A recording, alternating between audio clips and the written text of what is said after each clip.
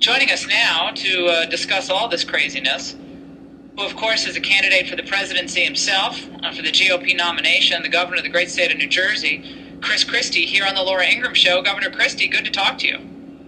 Laura, good to be back. Thanks for having me. Jeb goes down to the border yesterday. I'm not sure he would have gone if Trump hadn't been making all this noise about immigration, but nevertheless, goes down to McAllen, Texas, where all the action is, and he actually added this. Yo soy orgullosamente casado con una mexicana americana. Mis hijos son hispanos. He estado involucrado en la vida. What's your reaction to Jeb at the border yesterday? Listen, Laura, the problem is this.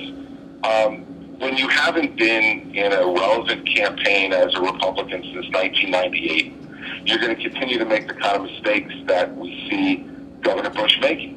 The fact is, we're relitigating the Iraq War, something that we shouldn't be doing because of how Governor Bush is talking about it.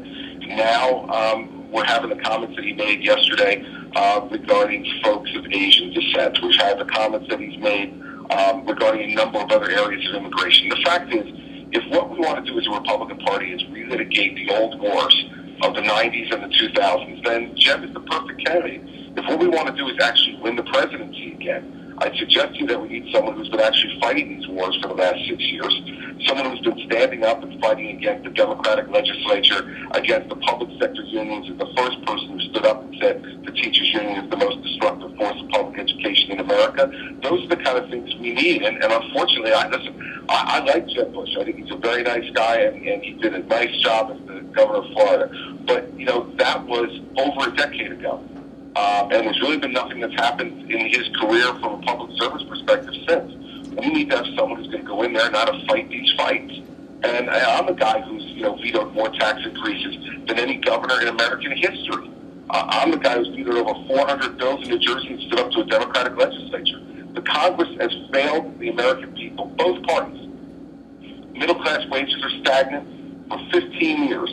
We need a change of course here, and we need someone who's going to be a tough, strong, direct leader, not someone who has to every day apologize for what you said yesterday. What do you make of the donor class, though, that bet so much money on Jeb Bush? I mean, obviously, all of you who aren't billionaires need to raise money, and you need to raise some big money for super PACs to be able to respond to negative ads, which the Jeb campaign is going to drop. The Bushes are really good at doing that. So why are donors still sticking with Jeb Bush if, in fact, as you say, he's not really a relevant candidate for today's challenges and has been largely absent during the great struggles against Obamacare and all the other excesses in the Obama administration? Well, listen, if your father and your brother had been president of the United States, you'd raise a lot of money from people who had donated a lot of money to them. I mean, this is no, rage and shock that Jeb Bush has raised multiples more than anybody else in the race, because a lot of those folks are donating based upon loyalty to President George W. Bush and President George H.W. Bush. And so we understand that. We knew that all along. We can't be afraid of that. What we have to do is move forward and put our ideas forward. That's why we put out more ideas forward than any other campaign, and been speaking very plainly and directly about them. And so, the fact is that that's why those donations are made. They have little to do with Jeb Bush, and they have everything to do with his father and his brother, and that's the way it goes. But what goes along with that is our party then will have to relitigate all those old wars, and relitigate those old wars against the Clintons.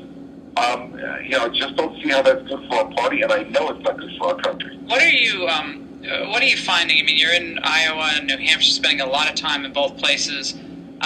You're still down at the polls. I think last time I checked, you were 3%. That puts you right on the precipice of perhaps not making the next debate, and that would obviously be perilous for your campaign. How do you pull your numbers up with all the oxygen being sucked out by Trump and even by people like John Kasich and Cruz, who've seen quite a rise? Well, listen, you just keep working really hard, Laura, and you keep talking about the issues really directly. I mean, let's face it, we have to look at why we're in the condition we're in this country. We've had an extraordinary urge to the left led by this president, and we've had a Congress, even though we've turned it Republican, who's not stood up and done the things that needed to be done. I mean, for instance, I said to folks, let's not give the president trade promotion authority. I'm for trade promotion authority, but only for a president that knows how to negotiate. Why would we ever give trade promotion authority to the guy who negotiated this Iran deal? Have you talked to Mitch McConnell and John Boehner about that, and all these Republicans like Paul Ryan, who supposedly are these great conservative leaders on Capitol Hill, because they spent an enormous amount of political capital giving Obama that huge gift? Well, it just doesn't make sense to me. Why would you trust the guy who's negotiated to allow the Iranian Revolutionary Guard, who's plotting against America, plotting against Israel, to be the ones who inspect themselves? They inspect themselves at their military facilities now under this agreement and the side deal the president's allowed with the IAEA. None of that makes any sense. Yet we've done that as a party. Why do we want to continue to look backwards? Why do we want to continue to make the mistakes of the past? And so what I do to try to keep this campaign moving in the right direction is to speak out bluntly and directly about that, like I have on every other issue since I was the governor of New Jersey. And in the end, what we need to do is have somebody in the presidency who's going to enforce the law, who's going to stand up and say enough of this law. Well, they say you're a moderate, though, Governor. I mean, look, this reputation dogs you in conservative circles. That, oh, he's a rhino, he's a moderate. Look at his approval rating in New Jersey. It's way low versus someone like a Kasich who has increasing approval rating in the all-important state of Ohio. So that's the meme out there on you, despite the fact that I get reports from your town halls that you're just tearing it up at these town halls. Well, dead wrong, Laura, because the fact is, I'm the first pro-life governor in the history of the state of New Jersey. I defunded Planned Parenthood 6 years ago. Americans for Tax Reform just came out last week and said that I've vetoed more tax increases than any governor in American history. They've also pointed out that I eliminated over 800 programs, cut spending. Spending is $2.5 billion less in discretionary spending today than it was when I became governor. I stood up and fought against the Democratic legislature. We reformed teacher tenure and brought the teachers' unions back into some semblance of order in New Jersey. While we're continuing that fight, these are the credentials of a conservative Republican who has governed in one of the toughest states in America to govern as a conservative Republican. So do you see that, Governor? Do you see that as a measure of how you would do against a Democrat in the general, that you're constantly in battle with a Democrat legislature? I believe Jeb Bush had largely a Republican legislature for his 8 years. Drew, my memory, I think, serves me correct, but check that. So you think that tests you in a way that some of these other governors aren't tested? I'm battle tested, Laura. I've had a Democratic majority in the legislature every minute of my governorship. None of the other governors who are running in this race, current or former, have had to deal with the Democratic legislature. Well, I can tell you what's going to happen. I can tell you what's going to happen. Your numbers start going up, and you start looking like a threat to whether it's either Trump or Bush.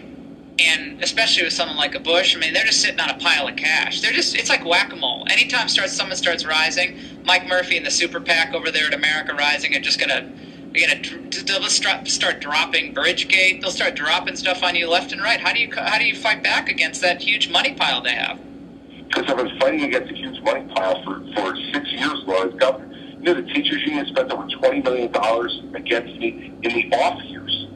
In the off years, not when I was running for election or re-election. I've been their number one target since I got into office in 2009. You know what happens when you become the people's leader, when you become the person who they know is speaking out for them? A fact is that, you know, the Bushes and the Clintons over the period of time have represented a certain way of going about things. That's fine. That's their prerogative. What do you mean by that? What do you mean by that? Well, listen, what I mean is that if you're raising all this money, you know, there are people going to be asking for things in return. And the fact is that, you know, what I've done in New Jersey is to stand up against the Democratic machine in our state and be able to get things done, get pension and benefit reform done, get teacher tenure reform done, veto crazy gun bills, like reduction of magazine size, like a statewide ID card to buy guns, like the banning of the .50 caliber rifle. All of those things were vetoed by me, standing up for Second Amendment rights in a state that's traditionally very hostile to Second Amendment rights. Is that the kind of fighter you want in Washington, D.C., or do you want someone who's dealt with a Republican legislature their whole career? And that's the difference. And meanwhile, Donald Trump with spending very little money in ads. I mean, he did kind of a funny ad on Barbara Bush yesterday, which is, it's kind of an obvious ad, but a lot of people didn't hear that comment from Barbara Bush how Jeb should run, and he kind of just goes with it. But nevertheless, he's drawing huge crowds, and how are you competing for as I'm trying to figure out your campaign? You're competing as a bridge candidate between the establishment and more of the Tea Party. So are you the uniter who can unite all those different factions? I can only think of a few people who might be able to do that, and I would think of maybe a Walker, maybe a Kasich, and maybe you. Is that the way you see yourself? I'm a conservative governor from a blue state who's been able to bring together people across the divide of our entire party. And that's exactly what I'll be able to do as our nominee. And the fact is that I've been in these fights. Every year that I've been governor, I've been out there fighting the fight against the things that the president has been trying to do. Fighting on behalf of gubernatorial candidates all over this country who have helped to change things. I was the guy out there campaigning for Scott Walker in 2010. I was the guy out there campaigning for John Kasich in 2010. I was the guy out there campaigning for Terry Branstad in Iowa. I was the guy out there campaigning for Rick Scott in Florida. The people, Nikki Haley in South Carolina, Susana Martinez in New Mexico. I made campaign trips and stood up and fought with them to change their states and to turn those states into red states with Republican governors. We need to bring our party together, the social conservatives, the economic conservatives. We need to bring these folks together, and I'm the guy who's going to be able to do that. We're not going to be divided and litigate old wars and old arguments. We're going to lay out the plan for America's future so the middle class can once again feel like they got somebody down there working for them. Because right now, the tax code's rigged in favor of the rich. The rich have lobbyists down there doing things for them. They need a president who's going to stand up for them, and that's what I've done in New Jersey, and I'll do the same thing as president. We really appreciate your time, Governor Chris Christie, here on the Laura Ingraham Show. Best of luck on the trail out there. We'll be watching. Thank you, Laura. We're going to continue to work real hard. Thanks for the time this morning. You're welcome. We'll take a break here on the Laura Ingraham Show. Your reaction, 855-40-LAURA. Senator David Vitter, he's going to be joining us, responding to the big kerfluffle over birthright citizenship. What can Congress do here? Don't go away. The Laura Ingraham Show.